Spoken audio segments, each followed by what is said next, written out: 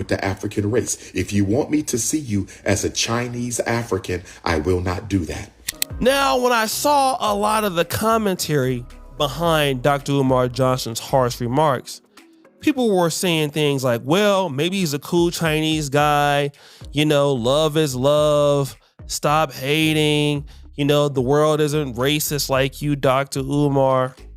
Okay, that's fair enough. It could be that he is a great guy, and we've seen some people like Chinese men be elevated to levels of chiefs in Ghana and in Nigeria. So maybe Dr. Umar Johnson is wrong, right? I got interested in the relationship between Chinese and Nigerians, so I started to look for some videos. I came across this beautiful Nigerian vlogger by the name of Dara Giselle. She spent a whole day going into Chinatown in Lagos, Nigeria. And this is how it started. Located beneath the hills of Ojota, Lagos, is a place called Chinatown, a place where the Chinese live, eat, buy, sell, and have hospitals. Passing the front of Chinatown on a good day, I wondered what it was, as the entrance looked different from the regular Nigerian buildings. So I asked and was told that it was a place for the Chinese, and so I decided to go on an adventure to Chinatown on another good day. So first off, what she noticed was that the Chinatown was almost in a fortress, located and built differently than the rest of the things she saw in Nigeria. It was closed off, which meant that it wasn't so open to the public, and it was in Chinese writing, which typically indicates to me that they're only looking for the people that can read it. Hint, hint, other Chinese themselves. But she talked about her experience at the hospital inside of Chinatown, and she found out this. This is a hospital. Chinese hospital. Is the hospital for only China people? Okay, like we now, we cannot use this hospital. Wow, one thing I didn't expect to see here was a hospital.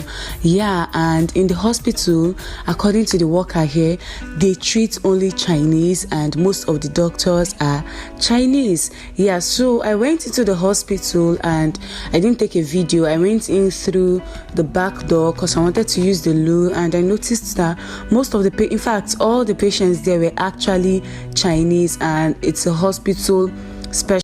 What's going on, everybody? This is Afrothinktank. Real quick, I'm going to make a video addressing O'Shea Dukes Jackson's video about the Chinese hospital and the Chinese prison in Nigeria and all that stuff. Because, a lot of people are flipping out. And, when we hear stuff like this, we start to talk about, oh, they should be ashamed of themselves. Oh, this, oh, that, And here's the thing. First, I just want to say that if for all the criticism that you guys have of Nigeria and for allegedly Chinese people having their own, just for Chinese police station allegedly, or hospitals just for Chinese, discriminating against the Nigerian people. That's how you guys are viewing it. But let me just put something in perspective for you. In Washington, D.C., Chinatown, they have Chinese police officers. They have Chinese hospitals. The same way in Nigeria, they have it in Washington, D.C. And you know why it happens in Washington, D.C.? Because the politicians allow it to happen, right? Because there's an unwritten understanding about China, when it comes to how they deal with their people. A lot of you guys view China as like you view the rest of the world, like they're citizens, and you think that their citizens can just go all around the world and they're doing all this stuff. Why are they letting the Chinese do this? The Chinese do anything they want. You guys need to understand something about Chinese people, Chinese culture, and how the Chinese government runs. The Chinese people are not free citizens, and they can't do what they want. The Chinese people are subjects of the government. They are not free citizens. They are subjects of the government. They do not own their own independence. And that doesn't stop when they leave Chinese shores. You understand? Now, when every Chinatown has a Chinese police station in it with Chinese police, if you've been to a Chinatown, that Chinatown has their own hospitals. They use their own doctors. They have their own police force. You may not see them because they're not walking around in uniforms and shit like that. And they're not usually official in all countries, right? You know, sometimes there's a crackdown because they still are subject to the laws of the countries that they operate in. And sometimes, you know, for publicity and for, you know, the dog and pony show, you'll arrest a few of them. But they'll get diplomatic immunity or something, or they get sent back to their country, where then China will just send another set of police officers or whatever.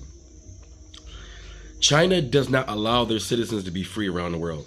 They monitor their subjects. They monitor and control everything about their subjects. They monitor and control what they say, whether they're in any other country. They monitor and control what they do if they're in any other country. They monitor everything. The police, now the reason why they have a police force is not the traditional police force like you would say, our police force, where they can actually, laws or whatever. They're upholding Chinese laws as if these people are still in China. Meaning if a Chinese citizen does something illegal based off Chinese law, meaning if a Chinese citizen decide that they want to criticize the Chinese government from America, guess what? They're going to get disappeared. Somebody's going to knock on their door, right, where they live, where they're told to live. You think these Chinese people are living in some sort of fortress? No, that's a prison. Okay? I want you to understand. It's not meant to keep, those places are not meant to keep people out. It's meant to keep Chinese people in and control. You see, as an American, we have this First Amendment right? And in a lot of other countries have First Amendment right. We can say what we want about American government. As long as we don't threaten to overthrow or encourage the overthrow of our government, we can say what we want. Those are rights that we have. And some other Western countries have those rights.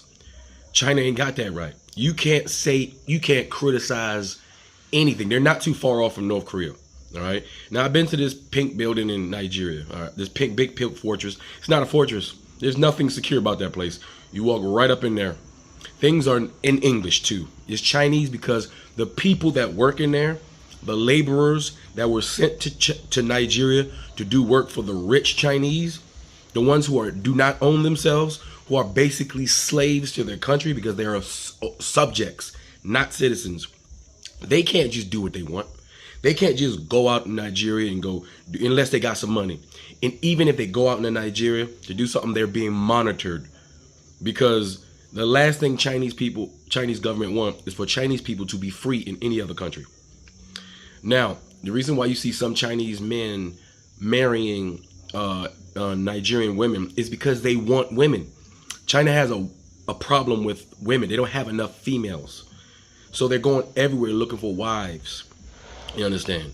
And just like any place else, there are people that's gonna mix. So I don't understand why people still get upset when you see why you get so upset when you see a Chinese person marry a Nigerian woman. It's like, dude, there's 1 trillion Nigerian women. There's plenty of black Nigerian women for everybody, for every black man, and still leftovers, for a few Asian men who can't get a woman.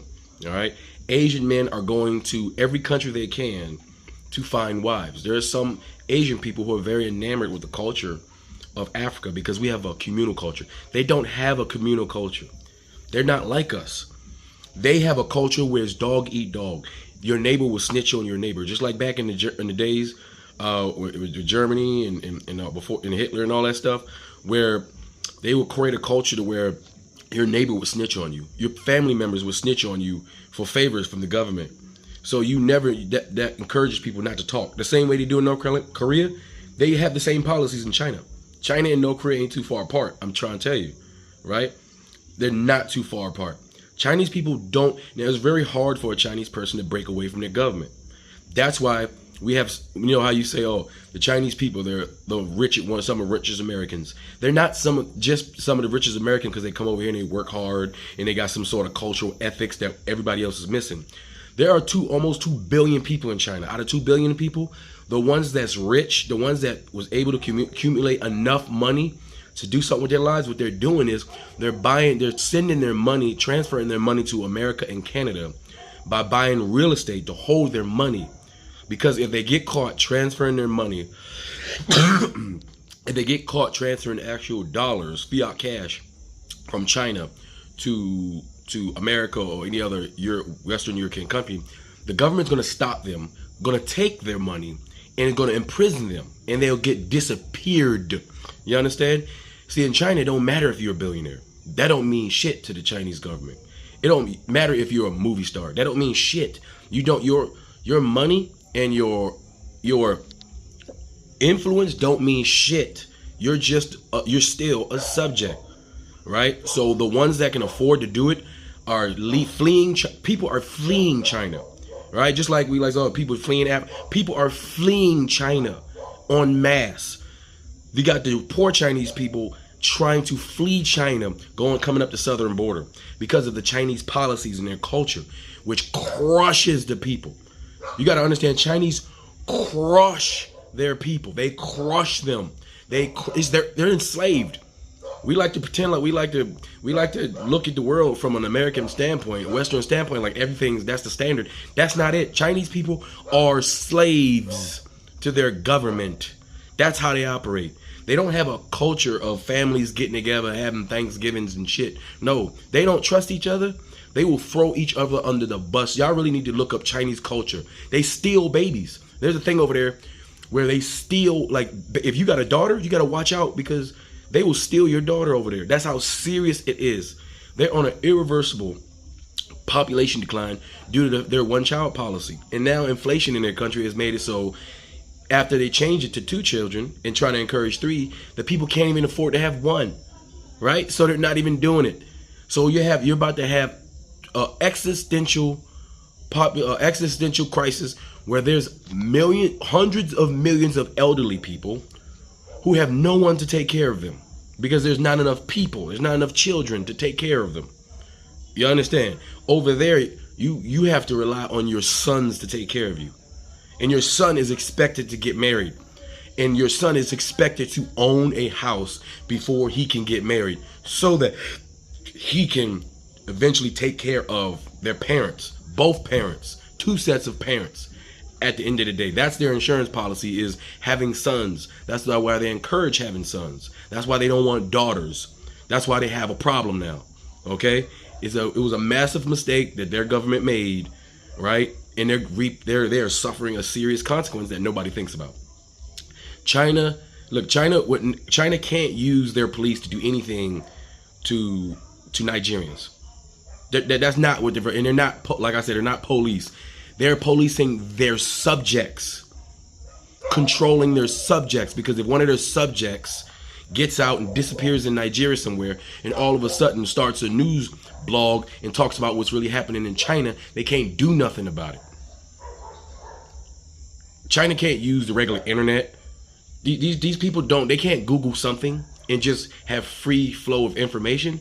They're not allowed to understand what's going on in the world. They're not allowed to know what we know. These people are slaves in these places around the world, and including America.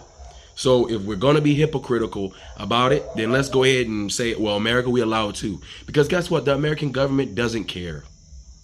Because they're not Americans. They don't care. They'll let them do their thing. Just do it silently over there, nice and quietly.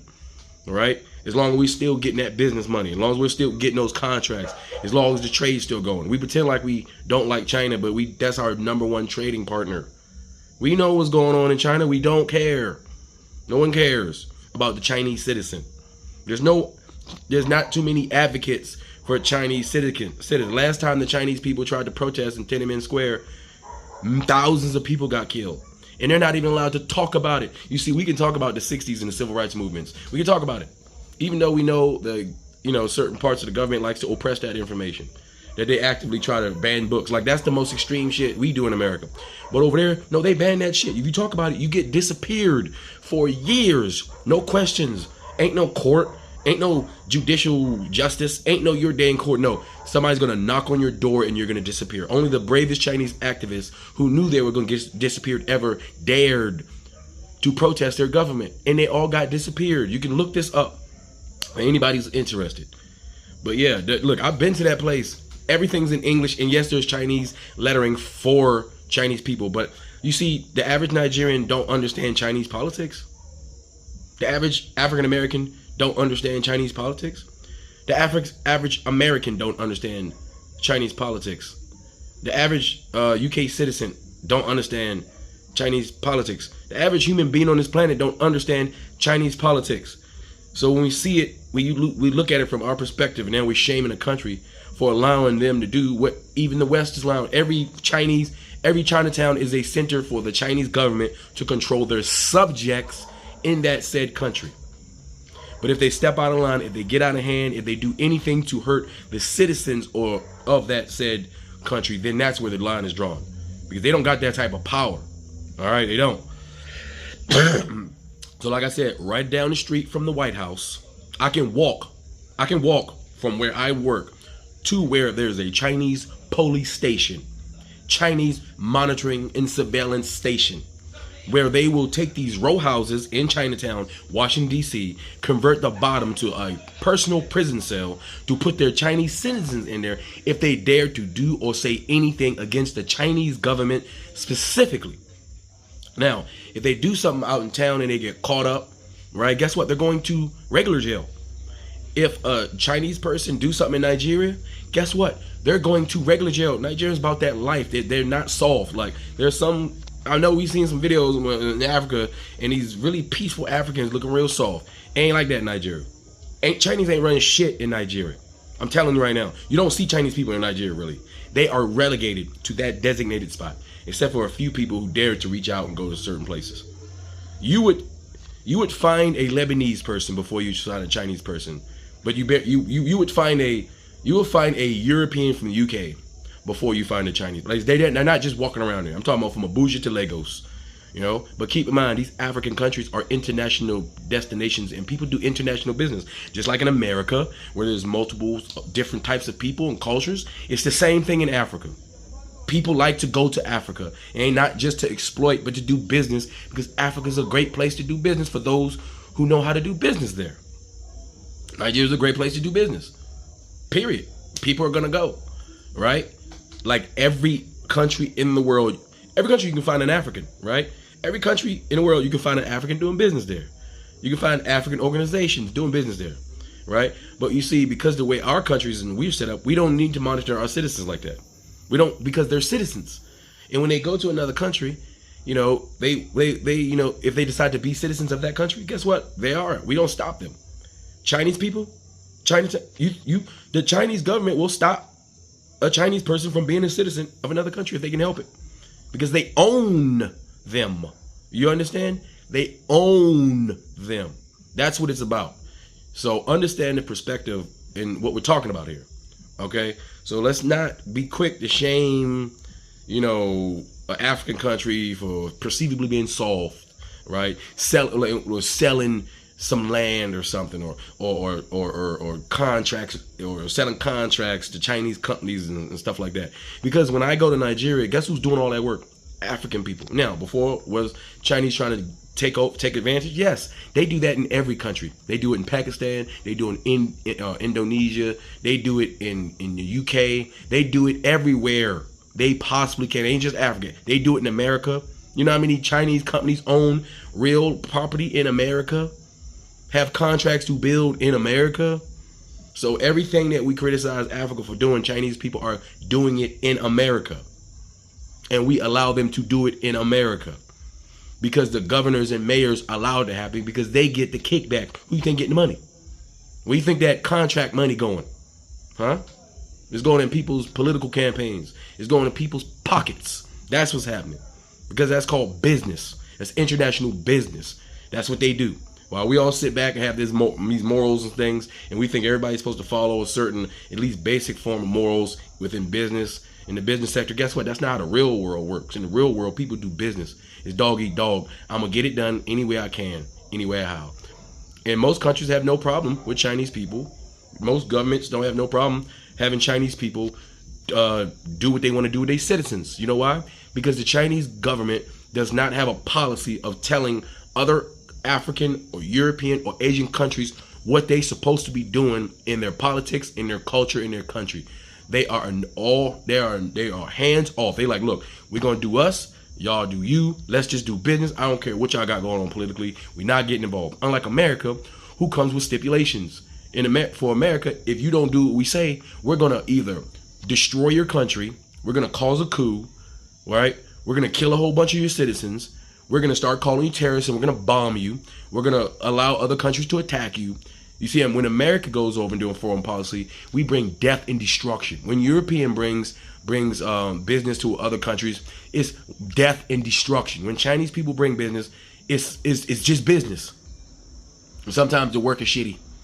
Sometimes the leverage is lopsided. That's only if you're not a savvy business person. If you allow someone to take advantage of you when it comes to business, they're gonna do it. But trust and believe, the Nigerians are not letting Chinese do it. No. There's plenty of space for international businesses over there. There's American businesses doing things in America. We have embassies. America has embassies in almost every country around the world. How can we possibly talk about anybody else? What's an embassy? Embassy have Secret Service. They have spies. They have military personnel. They have all the three-letter agencies. You talking about we don't have a police sitting in everybody? You saying we don't have police sitting in everybody else's countries? We literally take spots and say this is America. Embassies. Right? Ready to light it up if anybody step foot on it. So how can we even criticize? How can we say anything when the Chinese are just doing business? Right? And they're not trying to, tell governments what they're doing. So yes, it's time. Look, it's not that big of a deal. It's not at all, okay? And I want to let everybody need to chill out. It's not what you think. China's not taking over Africa. That's just what white people want you to believe. They want you to believe China is taking over Africa. They want you to believe that because they're mad because they can't continue to try to take over Africa. It was all good when the white people was doing it. Now the Chinese coming with a different form of business. Now all of a sudden, Chinese are the biggest threat to Africa now. Because they want to gaslight all black people into looking at Chinese people as the enemy. When in actuality, they are a strategic business partner. Strategic business partner. If done correctly, they can provide leverage necessary for African countries to get their countries developed because they don't have some of the necessary skills and high-tech laborers to do some of the jobs. Therefore, you need people to train them to do those things. And China provides those services all over the world for many different countries, Africa, Asia, Europe, all over the place. Something America doesn't do.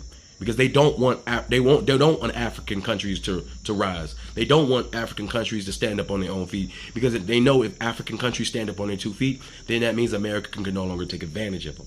But for China, who are lacking in resources, if they help Africa stand up on their feet, they will have a friend who will also in turn help them stay on their feet. Because the Chinese government and the Chinese people they have a ticking time bomb within their economy and their country that they need support and help from the international community. So they are scratching back so they can get theirs scratched. That's how it works. So I hope you guys understand this. This is all I got to say. This is Afro Think Tank. Learn something, teach something. I'm out.